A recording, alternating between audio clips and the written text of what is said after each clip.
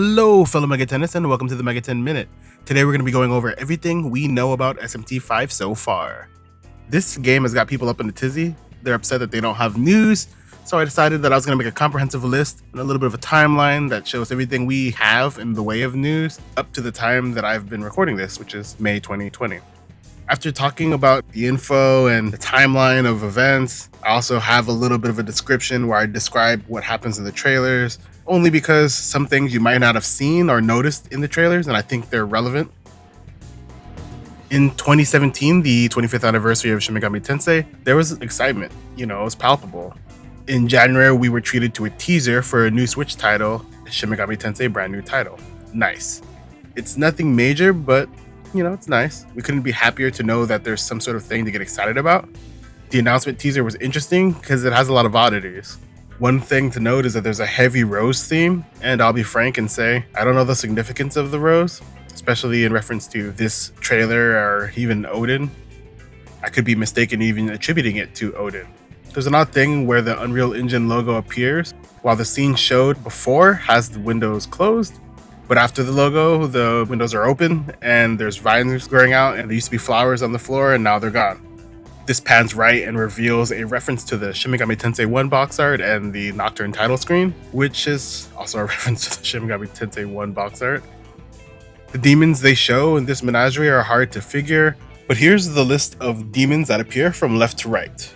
Lamia, Oni, Archangel, Ganesha, Power, Pavarti, Lilim, Incubus, Agathion, Decarabia, Silky, Mithras, Metatron, Jack Frost, Choo-Choo Lane, Gabriel, Legion, Thor, Belphegor, Mara, Ose, Nekomata, Pixie, Mandrake, Sarasvati, Sybil, Rakshasa, Huapo, Lian Sid, Girimekla,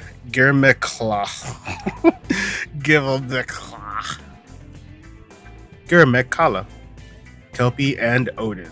Yeah, I pronounced some of those wrong, some by design and some because I can't say Girimekala. In October, they followed that teaser with a reveal trailer. Shin Megami Tensei V was coming to town. This was followed by bits of information given intermittently. So the teaser puts a lot of emphasis on Shekinah glory.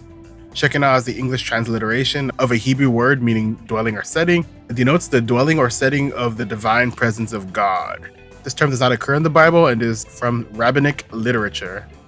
The Sephiroth are described as channels of divine creative life force or consciousness through which the unknowable divine essence is revealed to mankind. Therefore, the Sephiroth also describes the spiritual life of man and constitutes the conceptual paradigm in Kabbalah for understanding everything. This imagery is very commonly used in Megaten. It's even used for the Shin Megami Tensei 25th anniversary CD box set, as well as used in the design for Shin Megami Tensei 1, and I'll put those images on the screen right now. My co-host and fellow Atlus historian, Spider, offers a lot of insight and observation regarding these. Dot is not always depicted in representations of the Sephiroth, and could be, in a sense, an empty slot, into which the germ or any other Sephiroth can be placed. Properly, the divine light is always shining, but not all humans can see it. The concealment or revelation of the divine light shining through Dot does not actually happen in Dot itself.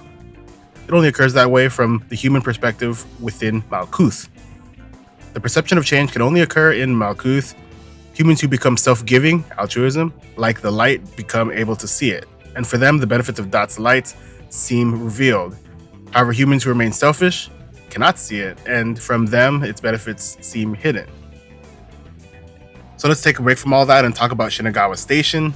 Yamai states that this place is appearing in the game, and Shinagawa Station is one of the oldest stations in Japan, opening in 1872. Aside from that, it's actually not located in Shinagawa, it's actually located in Minato. There's a loose connection with this being the area where Hirohito, the Showa Emperor, was born, and whose reign coincided with the end of that era in multiple ways. From Japan's fate following World War II to also him literally dying. That led to the Heisei era, which is the one that recently ended in 2019, and currently Japan is now living in the Reiwa era. So this kind of ties in with themes that Yamai talks about, one of them being the characteristics of the era.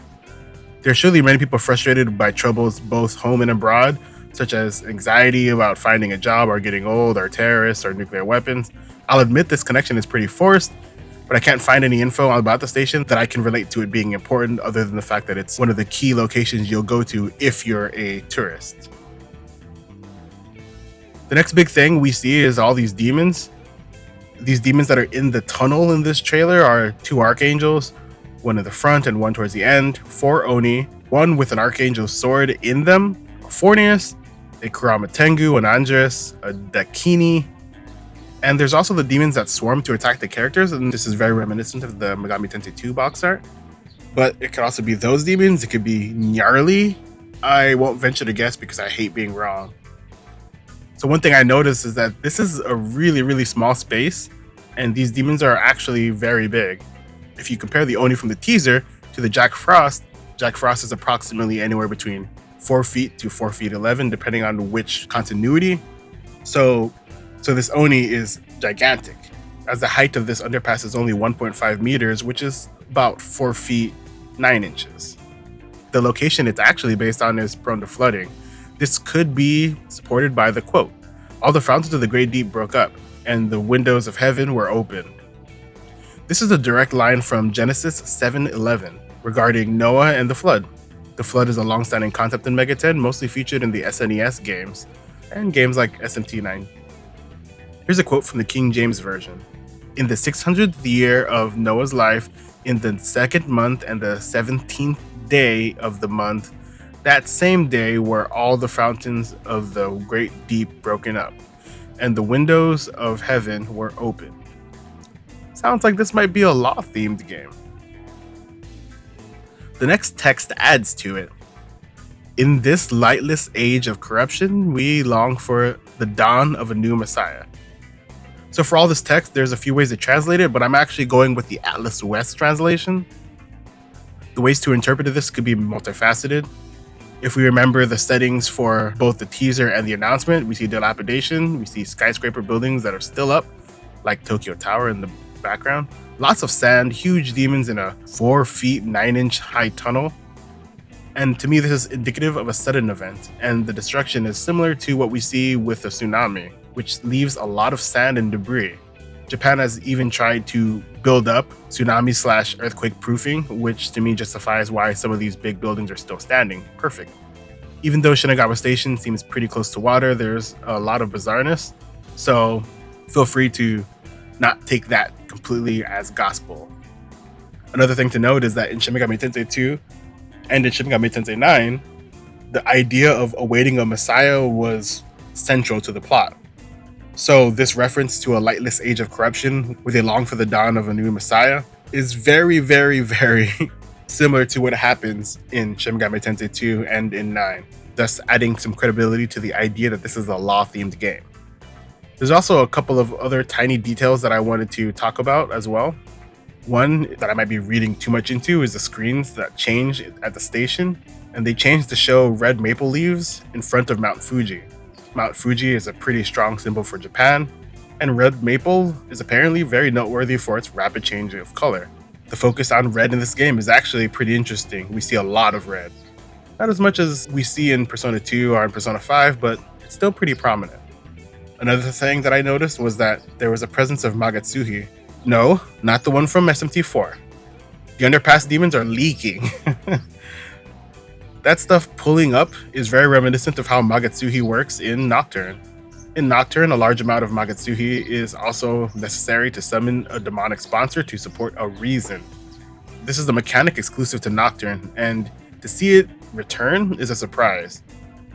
Since it's pulling up, someone or something might be just above the underpass pulling that life energy. Another weird return is the SMT4 concept of demon domains, or what appears to be demon domains at least.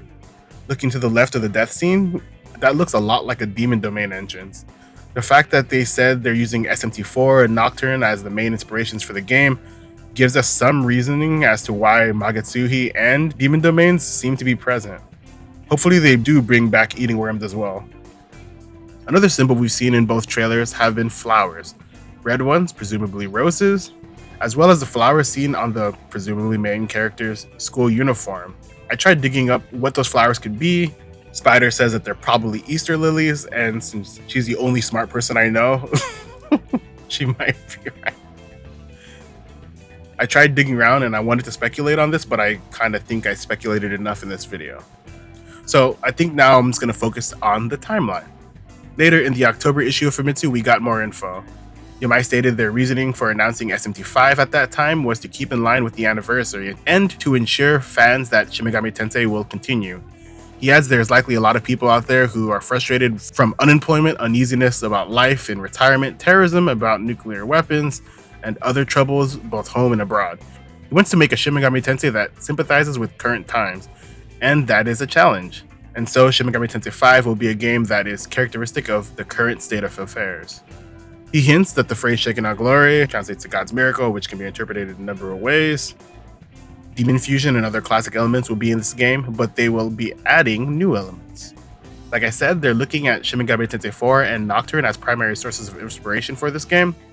It's important to note that the timeline up to this point was Shin Megami Tensei HD announcement, spooky imagery, and then announcements of another announcement, followed by the announcement trailer. And as of October 23rd, 2017, we find out the game is Shin Megami Tensei V. The Famitsu article, published soon thereafter, gives us a lot of info. Definitely check the sources of this video because almost everything that I pulled, I tried to find English sources as well so that you guys could read them too.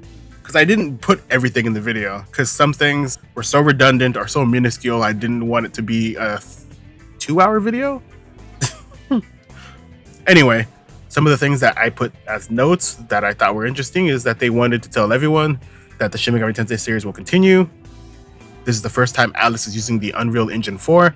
The game development environment has changed dramatically, and you can also check immediately on the game screen, allowing them to cut down a lot of time working on ideas and trial and error, and so far they're pretty pleased with it. They also believe that the Nintendo Switch platform is lovely, and you can and you can play high definition quality games and freely carry the hardware from place to place. Classic elements like Demon Fusion, like I said, will be included. Since this is the first Shin Megami Tensei game on a home console in a long time, they want to deliver a hybrid game that combines the profound appeal of Shin Megami Tensei Nocturne and popular training elements from Shin Megami Tensei IV. At this point, they can't even say it's coming soon because it's basically early stages. Following this interview, there was a website registered, Megaten5.jp. It doesn't go anywhere, I checked.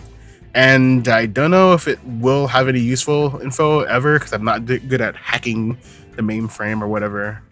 By November 2017, we also got confirmation that the game would be localized, to no one's surprise. The English website was also launched, atlus.com/smt5/home.html.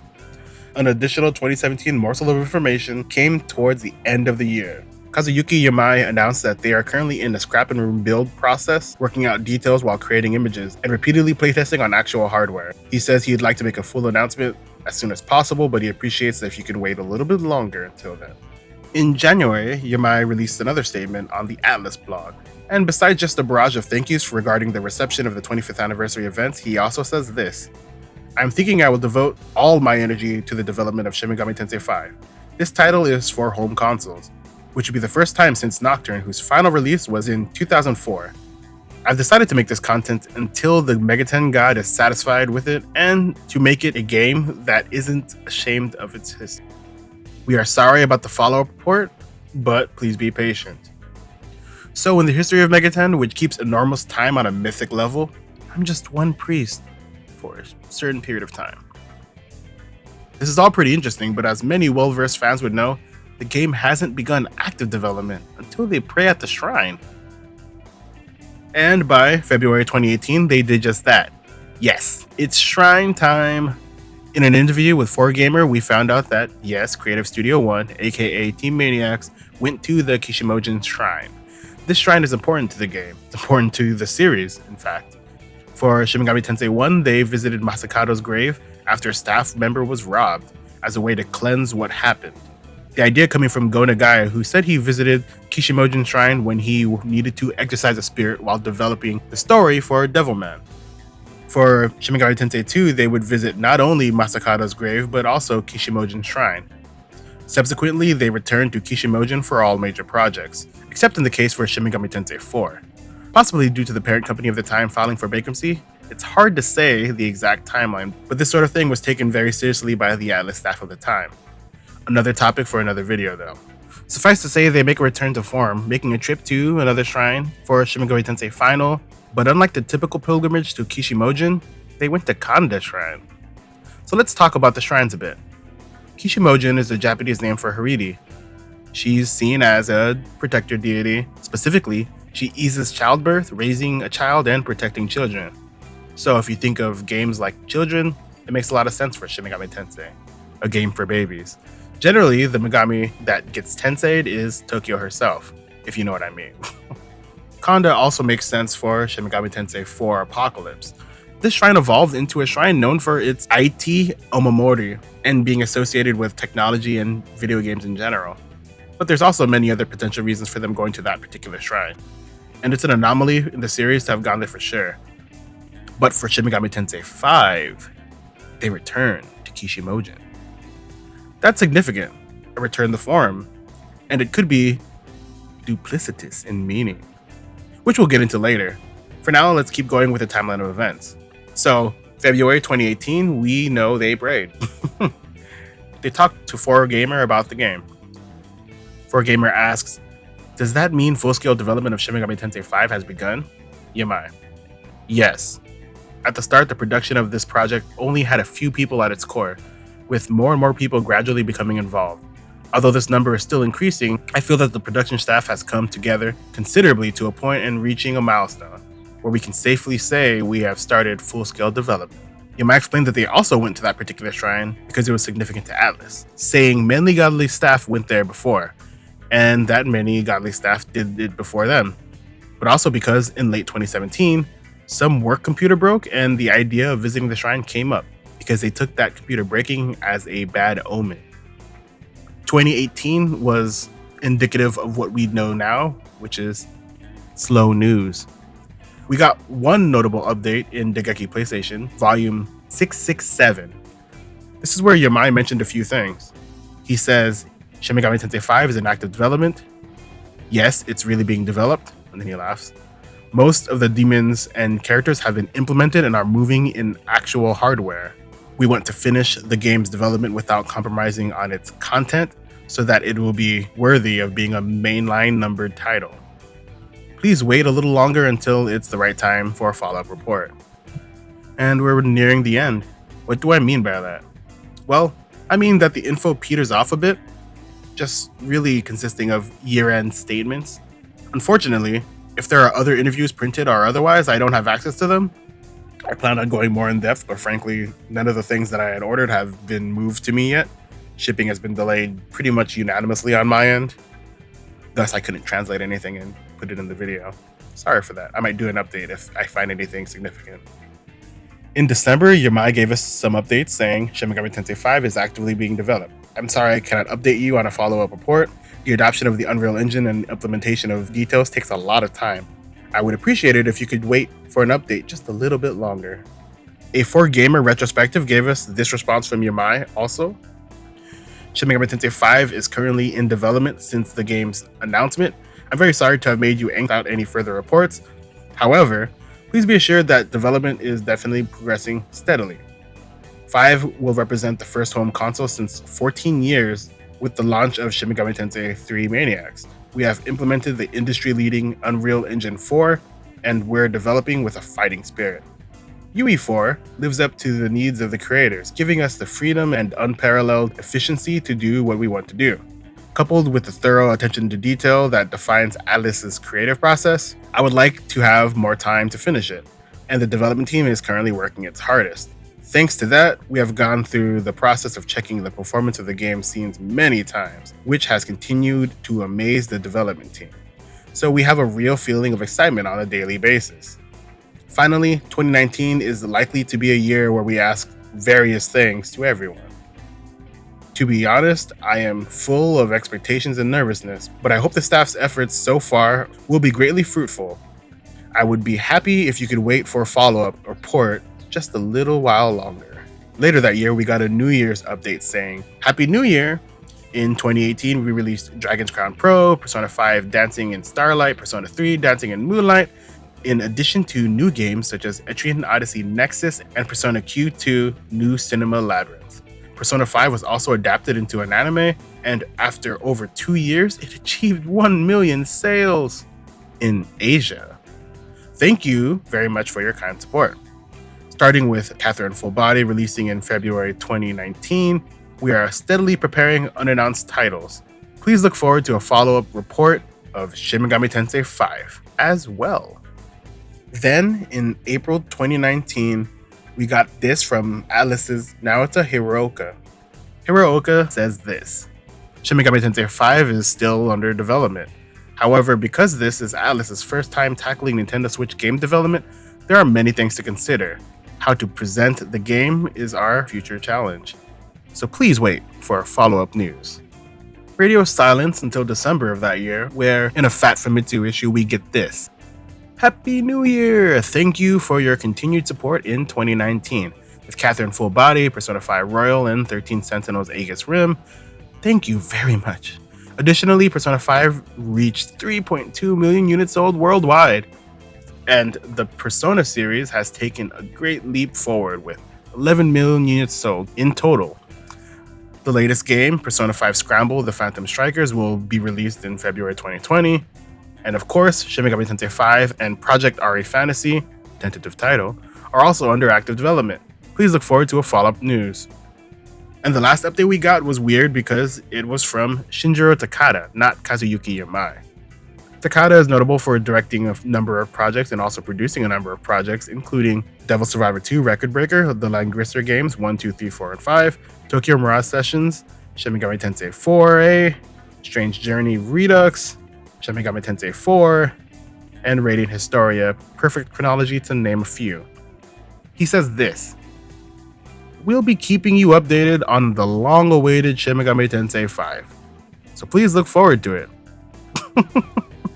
And that's pretty much it. We've not got much since then, and I theorize that it's because I guess they're working on the game. Call me a bootlicker if you want. If I was going to summarize everything into a few short sentences, I'd say that it seems like they're going pretty hard on Shin Megami Tensei V, trying to make it the best that they can possibly do without recycling too many assets besides animations, because they always do that. It sounds like by 2018 they already had basically all the models and stuff done, which would then lead me to believe that they had the story done, because the announcement trailer was so full of things that you can tell weren't just conceptual ideas, because when they did the teaser trailer for Persona 5, it was just chairs with chains on them, and even then you can kind of discern that there was a deeper meaning, and that trailer ties into the deeper meaning, in my opinion. But Shin Megami Tensei V's trailer is a little bit more robust than that, giving us a pretty good understanding of the general vibe they want to go for. People call it Nocturne-esque in vibe, but I think it's more akin to basically every mainline game ever except Apocalypse. Anyway, I think the game is like a return to form, because there's a lot of little references and a lot of assurance that it's going to be focused on being a mainline game and looking at what a mainline game is and building off of that. As I said earlier, Yamai mentioned every scene will have some kind of meaning included in it, so please take a look deeper at the trailer. So if you don't care for the speculation I gave, I mean, sucks to be you, but I think that the level of research I put into this suited the level of speculation that I gave. It's really important to note that Yamai's opinions on what Shin Megami Tensei is, because it really helps us understand the direction he wants to take the game in. And this is what he says: although there's a number of titles that include occult myth or religious motifs when it comes to Shin Megami Tensei, we are not concerned with surface level concepts aiming to entertain everyone. Instead, we aim to explore deeper than what's commonly conveyed. That spirit is ingrained deep in our flesh and bones, and I started reading much more literature about mythology and religion around that time. Also, when I got to work on Shin Megami Tensei 4, I said to myself, I can't let Shin Megami Tensei sink in my own generation. So I thought once again on the things that make an SMT. It may be a title that once you play it, you get really hooked on it.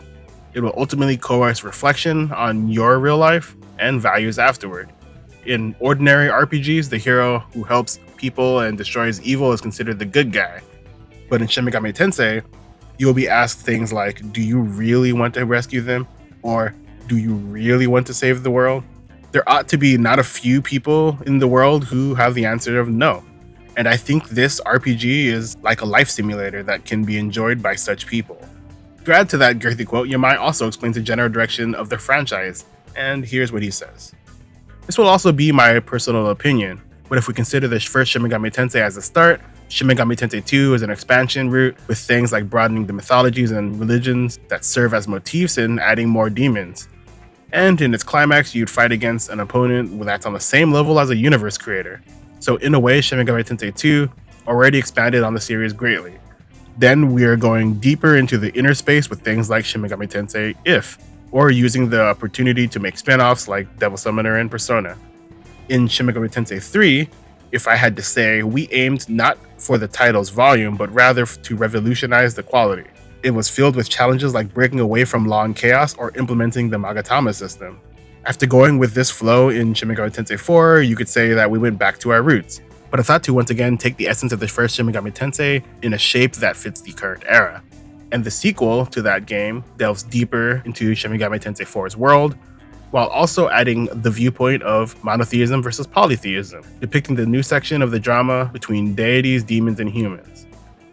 On top of that, if I am to raise a single direction Shin Megami Tensei V is aiming for, it's to stare back again at the nature of the era. In the past, in the 90s, which was called the end of the century, there was an occultic hype of could humans go extinct at this rate? And I think some people even had the thought that it's alright if everything ends like this. At that time, the game that appeared to thrust a question of if the world you're living in is now destroyed, what will you do? People living in that era was actually SMT. It sounds like they have a pretty clear vision of what they're doing. A programmer for Maniacs says this about their role.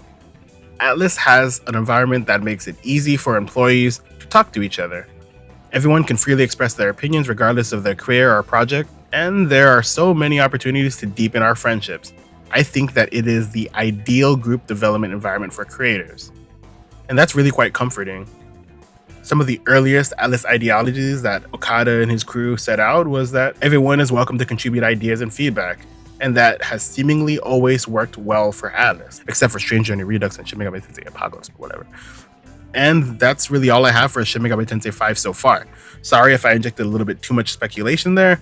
I tried to stay within a realm only restricted to logical leaps. And sorry if this video didn't live up to your expectations. Like I said, I'm not really satisfied. I couldn't get all the information that I wanted when I wanted it. So looks like I'm chasing after this white whale. Anyway, that's it for the video. Goodbye, fellow Megatenists.